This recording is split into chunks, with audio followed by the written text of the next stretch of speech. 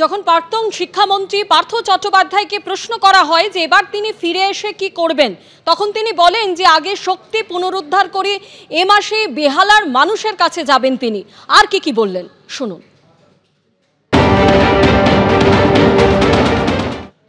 এরপর কি মানে আপনি কি বিধানসভায় যাবেন? এখনো তো বিধায়ক পদে আছেন। না, সেটা এখনো ভেবে দেখিনি। 3.5 বছর যখন যায়নি তখন 3.5 মাস গিয়ে কি হবে বিধানসভায়? হ্যাঁ, বিধানসভা তো একটা জনপ্রতিনিধিদের বলবার জায়গা। আমি 3.5 বছর ধরে কিছু বলতে পারি, আমায় বলতে দাও বলে চিৎকার করেছি, কিন্তু কেউ তো আমার কাছে আসেনি, শোনেনি, আমি বলতেও পারিনি। আমি আমার বিধানসভা কেন্দ্রের, বেহালা পশ্চিম বিধানসভা কেন্দ্রের প্রতিটি মানুষের কাছে দায়বদ্ধ। তারা একটি অসৎ লোককে 25 বছর ধরে জিতিয়েছেন। আমার তো 21-এর পর থেকে রাজনীতিটাই আমার প্রধান লক্ষ্য। আমি তো পতাকা ধরে অর্থ অর্জন করতে আসিনি এখানে। আমি একটা আদর্শের উপরে, কি আদর্শ সবাই জিজ্ঞাসা করে যে তৃণমূলের কি আদর্শ, আমি বলি যে তৃণমূলের মূল আদর্শ হচ্ছে মানুষের সঙ্গে থাকা। আমি বলেছেন দল না থাকলেও আমি দলের সাথে আছি এখনো। এরপর কি মানে আপনি কি বিধানসভায় যাবেন? এখনো তো বিধায়ক পদে আছেন। না, সেটা এখনো ভেবে দেখিনি। 3.5 বছর যখন যায়নি তখন 3.5 মাস গিয়ে কি হবে। তোলা মানসিক শারীরিক যে শক্তি ক্ষয় হয়েছে তাকে পুনরুদ্ধার করা, আর বেহালার মানুষের কাছে যাওয়া। সেটা কবে যাবেন? এ মাসেই যাব। কি বলবেন গিয়ে? বলবো আমি তোমাদেরই প্রতিনিধি, আমি তোমাদেরই লোক। যে আপনার ক্ষেত্রে এটা এক্সেপশনাল, কারণ হচ্ছে এই বুড়ি টাকা পাওয়া, মানে যে টাকা এবং গয়না উদ্ধার করা হয়েছে অর্পিতা মুখোপাধ্যায়। টাকা পাওয়া তো আমার থেকে তো পাইনি, আমার ভাইয়ের থেকে তো পাইনি, আর আমার বান্ধবীর কাছ থেকে পেয়েছে। বান্ধবী উত্তর দেবে, বান্ধবী তো আমার ওই। আপনারা শুনলেন যে পার্থ চট্টোপাধ্যায় তিনি বিধানসভায় যাবেন কিনা এই প্রশ্ন যখন তাকে করা হয়, তিনি বললেন যে 3 বছর ধরে কেউ আসেনি, বিধানসভায় গিয়ে তিনি কি করবেন। বিধানসভা স্পিকার বিমান বন্দ্যোপাধ্যায় তিনি কি বলছেন শোনাব। মন্ত্রিসভা থেকে ওনাকে সরিয়ে দেওয়া হয়েছে, কিন্তু আমাদের বিধানসভা থেকে ওকে সাসপেন্ড করা হয়নি, ওর এগেনস্টে কোনো অ্যাকশন নেওয়া হয়নি। উনি আসলে পরে বিধানসভাতে বসতে পারেন, আমি একটা সুটেবল জায়গা ওনাকে দেব।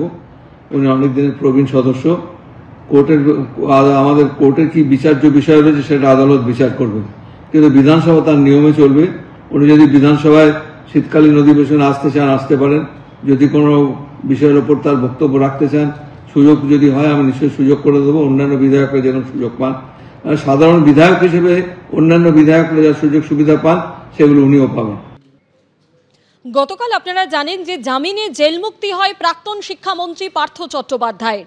শিক্ষা নিয়োগে দুর্নীতি থেকে তৃণমূল কংগ্রেসে মমতা বন্দ্যোপাধ্যায়, অভিষেক বন্দ্যোপাধ্যায় সব নিয়ে অকপট পার্থ চট্টোপাধ্যায়।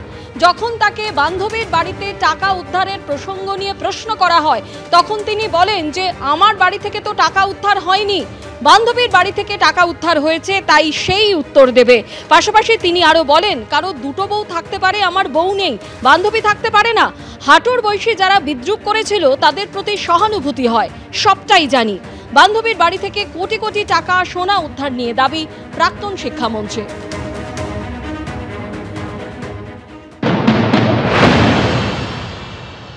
অনেকে তৃণমূল নেতারা বলে যে আপনার ক্ষেত্রে এটা এক্সেপশনাল, কারণ হচ্ছে এই বুড়ি টাকা পাওয়া, মানে যে টাকা এবং গয়না উদ্ধার করা হয়েছে অর্পিতা মুখোপাধ্যায়। টাকা পাওয়া তো আমার থেকে তো পাইনি, আমার ভাইয়ের থেকে তো পাইনি, আর আমার বান্ধবীর কাছ থেকে পেয়েছে। বান্ধবী উত্তর দেবে, বান্ধবী তো আমার ওই, অর্পিতা আমার বান্ধবী, তাতে অসুবিধা কি আছে?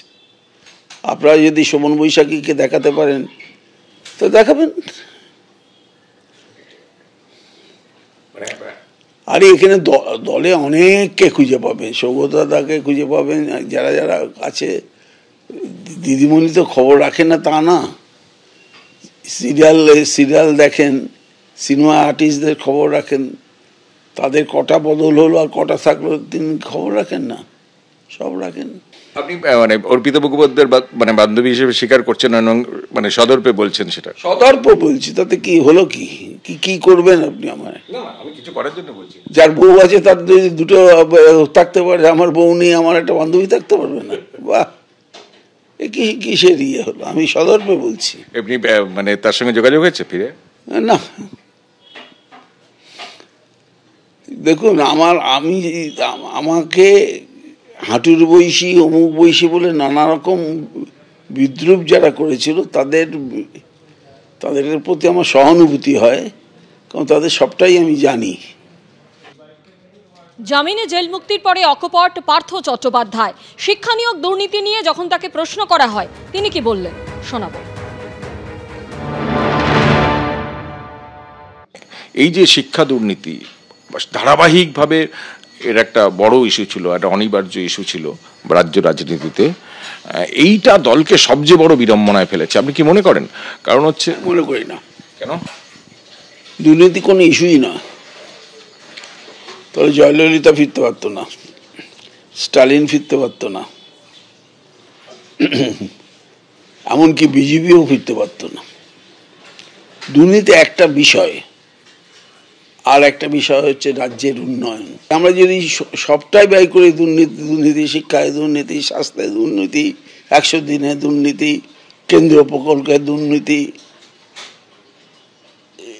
এটা তো আজ থেকে না, চিরকাল চলে আসছে। শিক্ষায় দুর্নীতি হয়েছে কি না আমার সময় তো কেউ বলেনি। আমি তো সর্ববৃহৎ টাইম, বেশি দীর্ঘ সময় ধরে শিক্ষামন্ত্রী ছিলাম। আমি 21-এ চলে এলাম, তারপরে এইসব দুর্নীতি আরম্ভ হয়ে গেল। আমি তো জানি না। কেউ তো বামপন্থীরা বলুন, বিজেপিরা বলুন, তারা গেছে বলেছে বেনিয়ম হয়েছে। আপনিও তো গেছেন, আপনার পুরনো রেকর্ডগুলো খুলুন না। তো বেনিয়ম হতে পারে, ভুল ত্রুটি হতে পারে। তার জন্যে গান্ধী মূর্তির পাদদেশে আন্দোলন হয়েছে, তার জন্যে প্রেস ক্লাবে আন্দোলন হয়েছে, তার জন্যে বিকাশ ভবনে আন্দোলন হয়েছে। এটা যেন কোনো অমোঘ মেঘ আমার এই শিক্ষামন্ত্রী হিসাবে মমতা বন্দ্যোপাধ্যায়ের নেতৃত্বে যে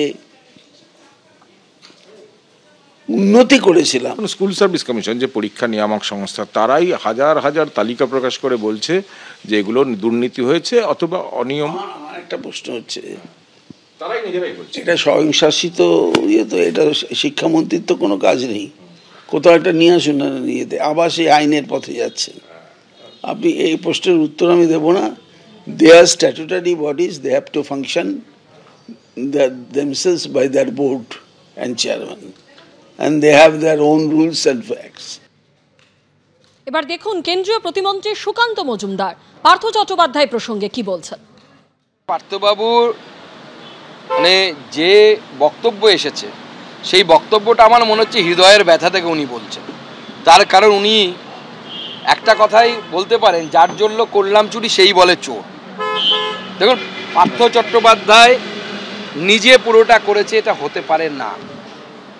আমরা তো জানি পার্থ চট্টোপাধ্যায়ের কাছে মমতা বন্দ্যোপাধ্যায়ের, আমি নাম নিচ্ছি না কারণ আমি এটা প্রমাণ করতে পারবো না, কিন্তু আমাদের কাছে চাক্ষুষ যিনি দেখেছেন তার কাছ থেকে আমরা শুনেছি মমতা বন্দ্যোপাধ্যায়ের বাড়ির একজন মহিলার কাছ থেকে, তিনি কি আমি তার নামটা বলতে পারছি না, পার্থ চট্টোপাধ্যায়ের কাছে লিস্ট যেত।